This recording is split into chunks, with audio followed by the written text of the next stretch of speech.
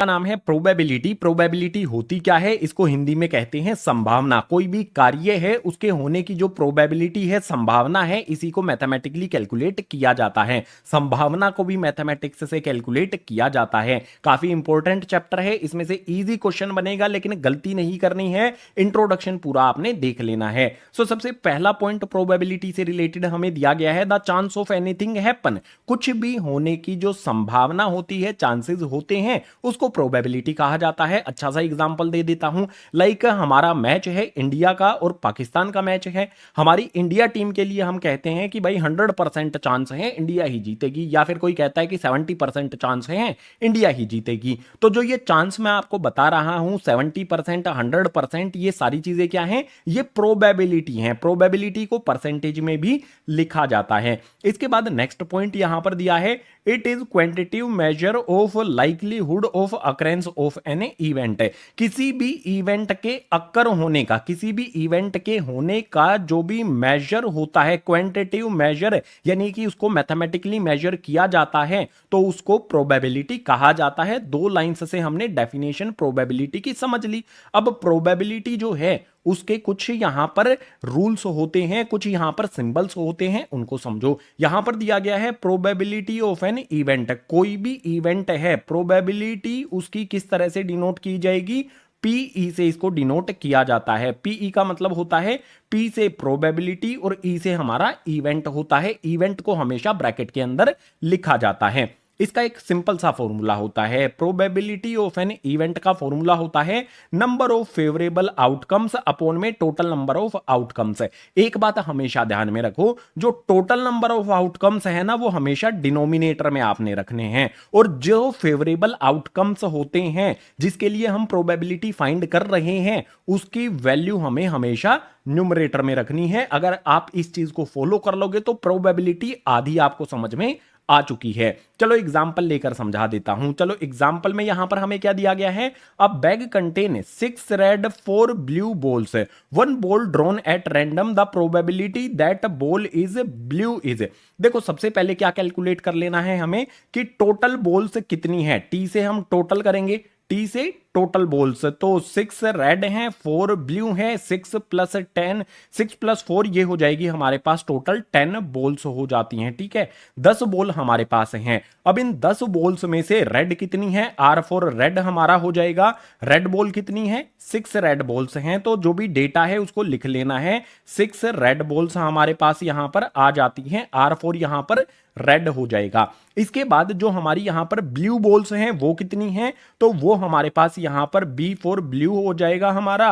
Blue balls कितनी दी गई हैं हमें, 4, तो यहां पर हमें 4 बॉल्स लिख लेना है। जो भी डेटा हमारा था वो हमने यहां पर लिख लिया। अब हमें प्रोबेबिलिटी किसके लिए फाइंड करनी है, probability that the blue ball is blue. Probability हमें फाइंड करनी है ब्लू बॉल के लिए, कि हम किसी बैग में डाल के उनको मिक्स कर देते हैं और कोई भी बॉल रैंडम पिक करते हैं, क्या संभावना है, क्या प्रोबेबिलिटी है कि वो बॉल हमारी ब्लू हो जाए। तो उसके प्रोबेबिलिटी को फाइंड करने के लिए प्रोबेबिलिटी ऑफ ब्लू बॉल, हमारा इवेंट यहां पर क्या है भाई, इवेंट है हमारा ब्लू बॉल, तो यहां पर बी से मैंने उसको रिप्रेजेंट कर दिया है। तो ब्लू बॉल के लिए हमारा जो भी है उसमें ऊपर की तरफ क्या आएगा, नंबर ऑफ फेवरेबल आउटकम्स। हम किसके लिए फाइंड कर रहे हैं, ब्लू बॉल के लिए, तो total number of blue balls कितनी है वो हमें ऊपर रखना होगा। यानी कि फॉर्मूला हमारा क्या बनेगा, नंबर ऑफ ब्लू बॉल्स ऊपर की तरफ लिखा जाएगा। अगर हम ब्लू बॉल के लिए फाइंड कर रहे हैं तो जितनी भी ब्लू बॉल्स का नंबर है वो ऊपर लिखा जाएगा। इसके बाद इसके डिनोमिनेटर में क्या आ जाएगा, टोटल बॉल्स। टोटल कितनी बॉल्स हैं उसकी वैल्यू को हमें डिनोमिनेटर में रख देना है। हमेशा टोटल बॉल्स को नीचे की तरफ रखा जाता है। चलो अब इसमें वैल्यू पुट कर लो। सिंपल सीधी बात क्या होगी, नंबर ऑफ ब्लू बॉल्स कितना है, टोटल 4 बॉल्स हैं, तो ऊपर की तरफ नंबर ऑफ ब्लू बॉल्स की जगह पर हमें वैल्यू 4 पुट कर देनी है। और टोटल बॉल्स कितनी है भाई, 10 बॉल्स हैं, तो हमें यहां पर 10 लिख देना है। अब इनको कैंसिल किया जा सकता है। देखो 2 से मैं 4 को कैंसिल कर सकता हूं, 2 टाइम्स पर 2 से मैं 10 को कैंसिल कर सकता हूं 5 टाइम्स पर, तो हमारी जो वैल्यू है, हमारी जो प्रोबेबिलिटी है वो कितनी आ जाएगी, 2/5 आ जाएगी, यानी कि जो बॉल हम पिक करते हैं उसके ब्लू होने के चांसेस कितने हैं? 2/5। जो भी प्रोबेबिलिटी हम फाइंड करेंगे वो आंसर हमेशा हमें फ्रैक्शन में ही मिलेगा। ठीक है, इस चीज का आपने ध्यान रखना है। तो प्रोबेबिलिटी की डेफिनेशन, फॉर्मूला और एग्जांपल तीनों चीजें मैंने बता दी, लेकिन अभी भी प्रोबेबिलिटी में हमारे कुछ कॉन्सेप्ट और हमें समझने पड़ेंगे। उनको समझने के लिए मूव करते हैं नेक्स्ट पेज पर।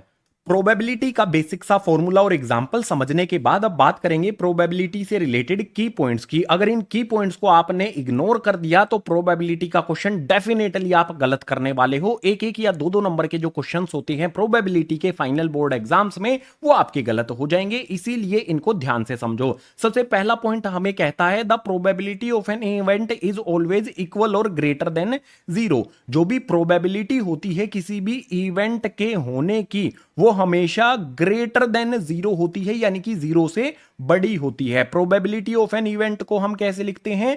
पीई से हम डिनोट करते हैं। तो जो भी ये प्रोबेबिलिटी ऑफ एन इवेंट है ये हमेशा 0 से बड़ी होती है। इस पॉइंट का आपने ध्यान रखना है। 0 से बड़ी ग्रेटर भी होती है और इक्वल भी होती है। तो 0 से ये बड़ी भी होगी और यहां पर इक्वलिटी का साइन भी हमें लगा देना है। प्रोबेबिलिटी ऑफ एन इवेंट हमेशा 0 के इक्वल भी हो सकती है और 0 से बड़ी ये होती है, 0 से नीचे कभी भी नहीं होती है। लेट्स सपोज आपको प्रोबेबिलिटी दे दी जाए, माइनस में यहां पर दे दिया जाए आपको 1/2, तो क्या ये प्रोबेबिलिटी होगी किसी भी इवेंट की? बिल्कुल नहीं। प्रोबेबिलिटी कभी भी माइनस में नहीं होती है। ये 0 हो सकती है और 0 से बड़ी हो सकती है, लेकिन कभी भी ये नेगेटिव में नहीं होती है। इस बात का आपने ध्यान रखना है। ठीक है, तो ये ऑप्शन बिल्कुल इनकरेक्ट हो जाएगा अगर एमसीक्यू में आपको देखने को मिलता है। अब इसे नेक्स्ट वाला पॉइंट और ज्यादा इंटरेस्टिंग है। इसमें कहता है the probability of an event always equal और लेस देन 1।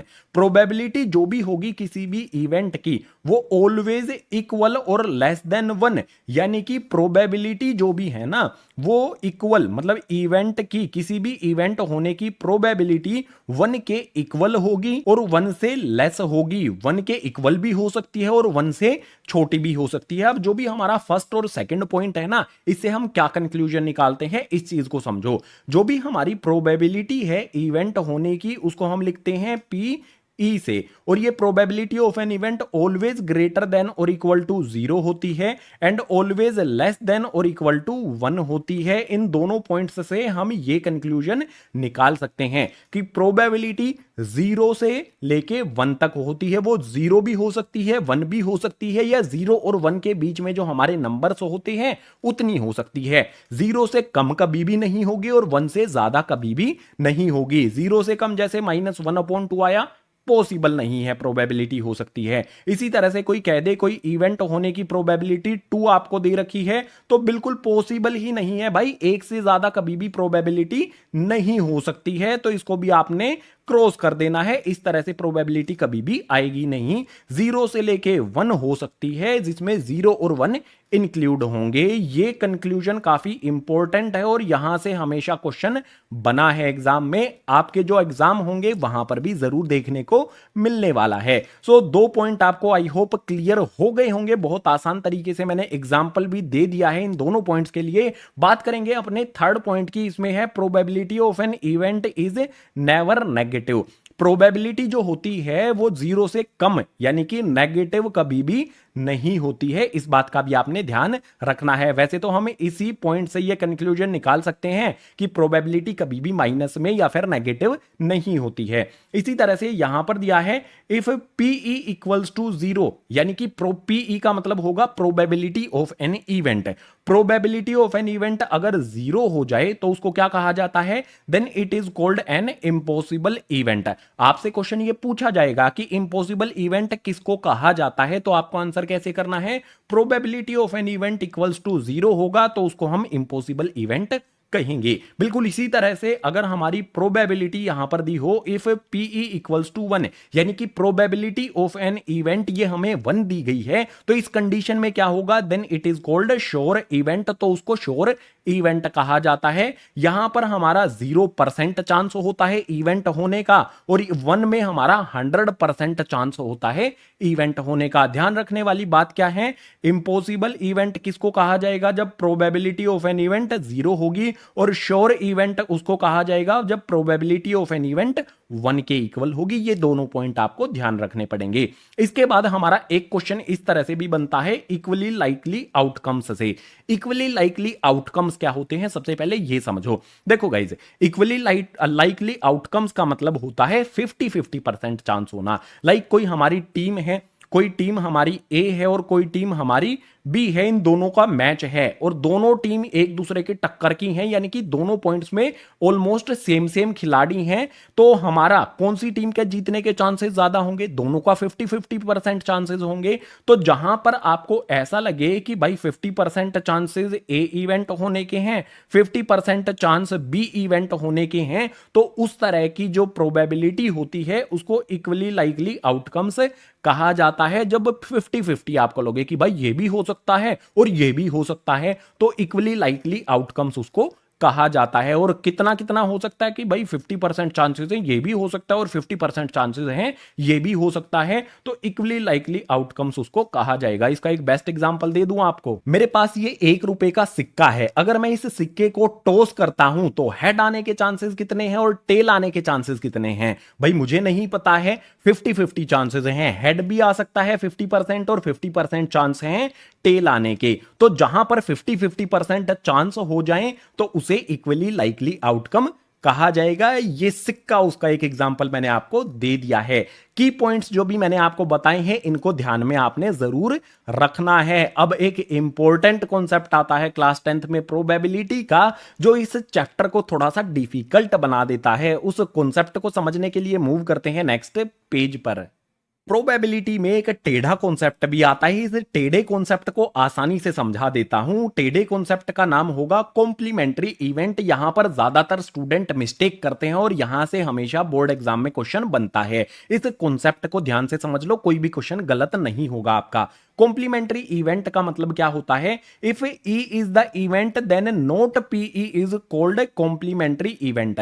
आपको पता है ना, इवेंट होने की जो प्रोबेबिलिटी है उसको पीई से हमने डिनोट किया था, पीछे वाले पेजेस पर हमने समझा था ना प्रोबेबिलिटी ऑफ एन इवेंट को। अब हमारे पास जो कॉम्प्लीमेंट्री इवेंट है वो क्या होगा, नोट पीई, यानी कि जो प्रोबेबिलिटी ऑफ इवेंट है वो नहीं होनी चाहिए। प्रोबेबिलिटी इवेंट ना होने की प्रोबेबिलिटी कितनी है, प्रोबेबिलिटी इवेंट मतलब इवेंट होने की प्रोबेबिलिटी को पीई से लिखा जाएगा और कॉम्प्लीमेंट्री इवेंट का मतलब होता है इवेंट के ना होने की प्रोबेबिलिटी। ठीक है, दोनों चीजें समझ में आ गई होंगी। अब इसका फॉर्मूला और एग्जांपल दूंगा और क्लियरिटी आपको मिलेगी। देखो, कॉम्प्लीमेंट्री इवेंट जो है उसको पीई से डिनोट किया जाता है, लेकिन यहां पर जो ई है ना इसके ऊपर बार लगा होता है। जैसे यहां पर मैंने येलो लाइन लगा दी है, इसके ऊपर ये शो करता है, ये जो है P of E probability of event है, ये जो बार मैंने इसके ऊपर लगाया है ना, ये बार शो करता है कॉम्प्लीमेंट्री इवेंट को। तो इसका फॉर्मूला भी अलग होगा भाई, ये प्रोबेबिलिटी से बिल्कुल अलग है। तो फॉर्मूला इसका क्या बनेगा, यहां पर भी हमें बार लगाना होगा। देखो यहां पर मैंने बार लगा लिया है, इसका मतलब होगा complementary event, probability of complementary event का फॉर्मूला क्या होगा, टोटल आउटकम्स माइनस में number of favourable outcomes upon में टोटल नंबर ऑफ आउटकम्स। ये फॉर्मूला होता है इसका।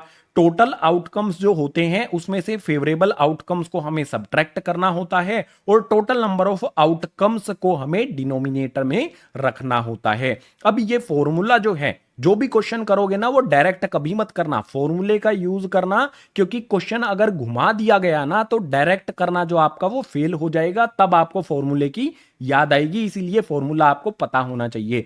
सो फॉर्मूले के बाद एग्जांपल से समझ लेते हैं इस फॉर्मूले का यूज किस तरह से किया जाएगा। जो एग्जांपल हमने पीछे लिया था कुछ उसी तरह का एग्जांपल, सिमिलर सा ही एग्जांपल हम ले लेते हैं। एग्जांपल में है अ bag contain 6 red 4 blue balls, 1 ball drawn at random, the probability that ball is note blue. आपको जब भी कॉम्प्लीमेंट्री इवेंट पहचानना है कि कॉम्प्लीमेंट्री इवेंट का फॉर्मूला हमें यूज कहां पर करना है, वहां पर आपको जिसकी भी प्रोबेबिलिटी फाइंड करने के लिए बोलेगा उससे पहले नोट वर्ड जरूर दिया होगा। अगर नोट ब्लू आ जाए तो आपको समझ जाना है कि वहां पर हमें कौन सा फॉर्मूला यूज करना है, कॉम्प्लीमेंट्री इवेंट वाला फॉर्मूला जो होता है वो यूज करना है। सो सिंपल सी बात यहां पर क्या कहता है कि जो भी टोटल बॉल्स हैं हमारा जो यहाँ पर जो एग्जाम्पल है वो सिमिलर है जो पीछे वाले पेज पर हमने लिया था। सो 6 red ball 4 blue ball, total कितनी हो गई? टोटल 10 बॉल्स यहाँ पर हो जाती हैं। इसमें ब्लू बॉल्स कितनी हैं भाई? ब्लू बॉल्स इसमें 4 हैं और रेड बॉल्स कितनी है यहाँ पर? आप कहोगे 6 हैं। अब हमें फाइंड क्या करना है? Note blue balls. तो उसके लिए हम फॉर्मूला कैसे लिखेंगे? प्रोबेबिलिटी ऑफ ब्लू बॉल्स यहां पर लिखा जाएगा। और अगर जो ब्लू बॉल्स के लिए प्रोबेबिलिटी मैं फाइंड कर रहा हूं, अगर यहां पर नोट ब्लू आ गया है तो मुझे क्या करना होगा भाई? बार लगा देना होगा। ध्यान रखने वाली चीजें हैं ये। सो जो भी हमारा बी है उसके ऊपर इस तरह से मैंने बार लगा दिया। इट मीन्स यहां पर जो हम प्रोबेबिलिटी फाइंड कर रहे हैं वो नोट ब्लू के लिए फाइंड कर रहे हैं। ठीक है, तो इसमें क्या किया जाएगा? सबसे पहले यहां पर टोटल नंबर ऑफ बॉल्स लिखा जाएगा। टोटल आउटकम्स जो होते हैं वो मतलब यानी कि टोटल नंबर ऑफ बॉल्स आ जाएगा। इसके बाद माइनस का साइन लगाया जाएगा। Total number of favourable outcomes, जो फेवरेबल आउटकम्स हैं भाई ब्लू के लिए हम फाइंड कर रहे हैं, नोट ब्लू के लिए। तो ब्लू वाले आउटकम्स कितने हैं? 4 हैं। तो यहां पर हमारा जो भी ब्लू वाला है वो आ जाएगा, नंबर ऑफ ब्लू बॉल्स आ जाएगा। और उसके बाद डिनोमिनेटर में हमारा क्या आ जाएगा? टोटल नंबर ऑफ आउटकम्स है। टोटल आउटकम्स कितने हैं? जो टोटल बॉल्स हैं वही टोटल आउटकम्स होंगे। तो यहां पर हमें नीचे फिर से टोटल लिख देना है। अब इसमें जस्ट वैल्यूज हमें पुट करनी है। टोटल हमारे पास 10 बॉल्स हैं और ब्लू बॉल्स हमारे पास 4 है, यानी कि टी की जगह पर यहां पर हमारे पास 10 आ जाएगा। माइनस में ब्लू बॉल्स कितनी है? 4 है। उसके बाद डिनोमिनेटर में फिर से हमारे पास टोटल वैल्यू आ जाएगी। मैं अपने आप को छोटा कर देता हूं ताकि आपको क्लियर चीजें दिखाई दें। टोटल की जगह पर यहां पर 10 लिख दिया। ब्लू बॉल्स टोटल 4 हैं, वो हमने ब्लू बॉल्स की जगह पर पुट कर दिया। अब इसको सोल्व कर लेते हैं। तो सोल्व करने के लिए बहुत सिंपल है। 10 में से 4 को सब्ट्रैक्ट किया जाएगा तो हमारे पास 6 अपॉन में 10 आ जाएगा। 6 और 10 दोनों को हम 2 से कैंसिल कर सकते हैं। तो 2 3 होता है, 2 5 होता है। हमारी प्रोबेबिलिटी क्या आ जाएगी यहां पर? 3 अपॉन में 5 आ जाएगी। अब यहां पर जो हमने पीछे वाले पेज पर जो एग्जांपल लिया था वो भी आपको दिखाता हूं। देखो प्रोबेबिलिटी ऑफ ब्लू बॉल हमारा कितना आया था? 2 अपॉन में 5। और जो हमने यहां पर प्रोबेबिलिटी ऑफ कॉम्प्लीमेंट्री इवेंट है ये 3 अपॉन 5 आया था। तो प्रोबेबिलिटी ऑफ इवेंट और probability of not event happen, जो भी हमारे ये कॉन्सेप्ट हैं ये बिल्कुल अलग अलग हैं। इनको ध्यान से समझना है। फॉर्मूला अलग होता है, फॉर्मूला यूज करके आपने इनको सोल्व करना है। और पहचानना कैसे है प्रोबेबिलिटी? जब हमें फाइंड करनी है कॉम्प्लीमेंट्री, जिसकी भी प्रोबेबिलिटी फाइंड करने को बोलेगा उसमें आगे आपको इस तरह का वर्ड, नेगेटिव वर्ड दिखाई दे जाएगा कि ये नहीं होना चाहिए। जो हमने यहां पर प्रोबेबिलिटी फाइंड की है ये क्या है? Complementary event. किस चीज का कॉम्प्लीमेंट्री इवेंट? ब्लू बॉल्स का कॉम्प्लीमेंट्री इवेंट हमने यहां पर फाइंड कर लिया है। यानी कि जो थैले से हम 10 बॉल मिक्स कर दी है हमने ब्लू और रेड, उसमें से जो भी बॉल निकालेंगे वो हमारी ब्लू नहीं होगी। उसकी प्रोबेबिलिटी यहां पर हमने फाइंड की है। ये होता है हमारा कॉम्प्लीमेंट्री इवेंट है। इस वाले फॉर्मूले को याद रखना। अक्सर हम प्रोबेबिलिटी ऑफ इवेंट हैपन वाला फॉर्मूला याद कर लेते हैं, लेकिन क्वेश्चन यहां से आता है। बच्चे गलत करके भी खुश हो जाते हैं कि हम तो क्वेश्चन बिल्कुल सही करके